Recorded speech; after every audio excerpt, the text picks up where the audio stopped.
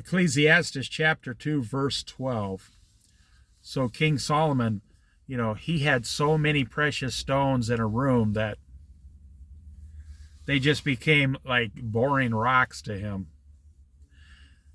See, that's the thing. If you have a gold coin, or let's say a gold watch that your grandpa gave you, and it's worth, I don't know, $5,000. And you got a solid gold watch your grandpa gave you, it's 130 years old, so it's worth $5,000. And you think one day, well, I got a great job. I'm going to go buy some gold for myself. You start buying ounces of gold. Let's say you buy, an ounce of gold every 3 months. You buy 4 ounces a year. 10 years, you got 40 ounces. Pretty soon, your grandpa's gold watch, it's like, well, you see, if you have one gold coin, it's fantastic. If you have 1 ounce of gold, if you have 3, you're like, okay, I got a backup plan here. When you have 3,000 gold coins, they're just boring old coins now. They're nothing but boring old coins. The man who goes down and pans for gold for a whole year and finally gets enough flakes to make 1 ounce of gold, and he has them all melted down to 1 solid pure ounce of gold, that man appreciates that 1 ounce of gold more than the guy who has 10,000 ounces of gold. I'm telling you.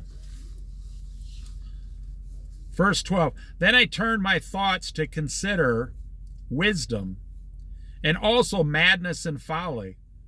What more can the king's successor do, because his father was King David and he succeeded King David?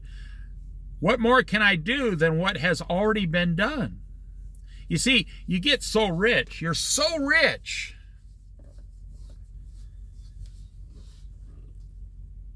I mean, we now have billionaires running our government because they're so bored. If you had, $20 billion, would you go and run the government? No. You'd probably be on an island this morning enjoying life. But these guys are so bored. Now, they say they want to change America, make America, perfect again. But I'm telling you, you become so wealthy, there's nothing left for you to do except become part of the government. And that sounds really boring to me. I saw that wisdom is better than folly, just as light is better than darkness. The wise have eyes in their heads, while the fools walk in the darkness. But I came to realize that the same fate overtakes them both. I knew a guy once, and I've seen these things. I've witnessed them firsthand. I knew a guy who was married to probably one of the most beautiful women I've ever seen in my entire life, and I'm almost 63 years old. And she was nice, and she was sweet, and she was fun, and she was kind of a country girl. She was she was better looking than Miss America. She was better looking than Miss Universe. She was God gave her beauty. And her husband was an acquaintance of mine, long ago. He was so spoiled with her, he became bored with her. Like, waking up with the most beautiful woman on earth just became such commonplace to him, he forgot what he had. He completely forgot what he had. He forgot that he was waking up with one of the most beautiful women on God's given earth. And he eventually divorced her and married another woman who was not attractive at all. And years later, he told me, I regretted leaving her. I didn't know what I had. He went out of his mind. He had it so good. And in America, we have it so good. We have it so good that we don't even know it. Like getting in a $40,000 car is commonplace. Buying a $450,000 house is commonplace. Spending $28 for you and your wife just to bring home junk fast food is commonplace. And you no longer appreciate a can of beans and some bread or a small salad or some rice. You no longer appreciate home cooking. You no longer appreciate a $6,000 used car that runs just as good as the brand new car. You no longer appreciate. You can get so much money in your bank account that you don't even know what to do with it. I have people tell me, we got $500,000 and we have no idea what to do. People call Christian financial shows all day long on the radio and say, I don't know what to do with my money. I have $1 million and I'm bored in life. Like King Solomon here. He had everything. You could never get as much as King Solomon did. No one can.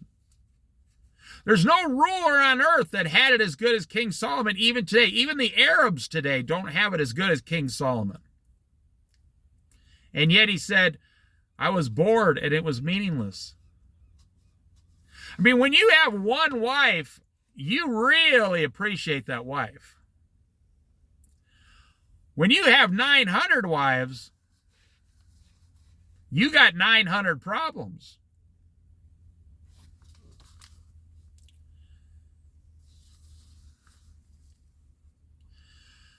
Then I said to myself, the fate of the fool will overtake me also.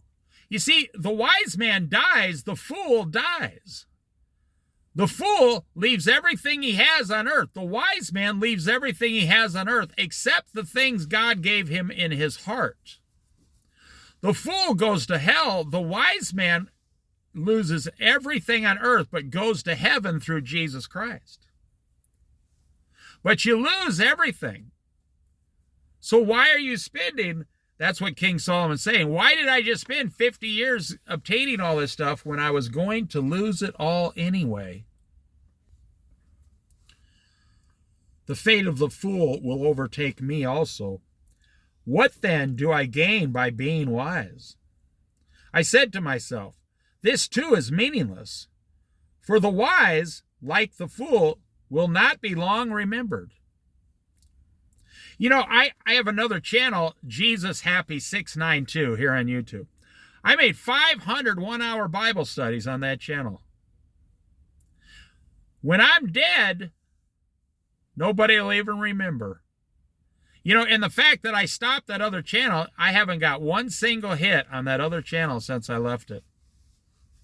YouTube, if you're not active, you don't get any hits on your old videos.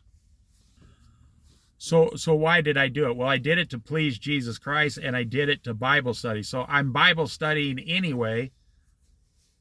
I read the Bible every day. So I just put it on a video and put it up if someone wants to look at it. For the wise, like the fool, will not be long remembered. The days have already come when both have been forgotten. Like the fool, the wise too must die. My parents are both gone.